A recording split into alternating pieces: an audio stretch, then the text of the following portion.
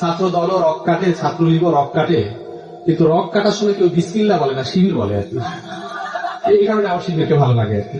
আপনার দুনিয়া এবং দুনিয়া পরবর্তী অসীম জীবনের জন্য কল্যাণ বই আনবে কিনা ইসলামী ছাত্র শিবিরের সাথে আপনার যুক্ত হওয়া। কেউ কেউ বেশ মজার মজার প্রশ্ন করে। একবার এক শিক্ষার্থী প্রশ্ন করলো, ভাইয়া আপনার শিবিরকে আমার খুব ভালো লাগে। তো আমি বললাম যে কেন ভালো লাগে? তো সে বলল যে ইসলামী ছাত্র শিবিরকে ভালো লাগে এই কারণে যে ছাত্র দলও রক কাটে, ছাত্রলীগও রক কাটে, কিন্তু রক কাটার সময় কেউ বিসমিল্লাহ বলে না, শিবির বলে আর কি।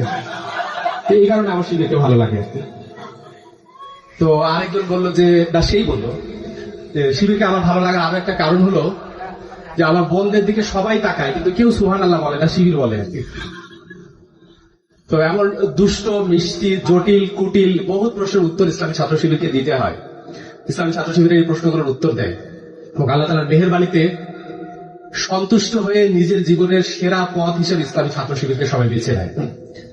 আমি প্রতিকূলতার মাঝে ইসলামী ছাত্র শিবিরে এসেছি। আমার বাবা ফ্রিডম ফাইটার ছিলেন, আওয়ামী লীগের রাজনীতিতে সক্রিয় ছিলেন। তো আমার ছাত্র শিবিরে আসা এবং পথ চলার ব্যাপারটা বেশ কঠিন ছিল। আমি বলি যে শিবির থেকে বিরত রাখার জন্য বাবা যা করতে পারেন, একজন বাবা যা করতে পারেন, আমার বাবা তাই করেছে। তো আমি ছাত্র শিবির করেছি।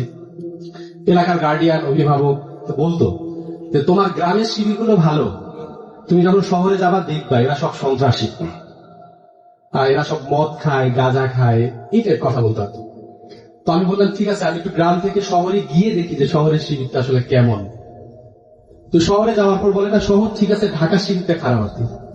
হ্যাঁ, ঢাকা শিবির সন্ত্রাসী, অনেক গোপন কাজ করে তারা, গুপ্ত শিবির বলে না এখন।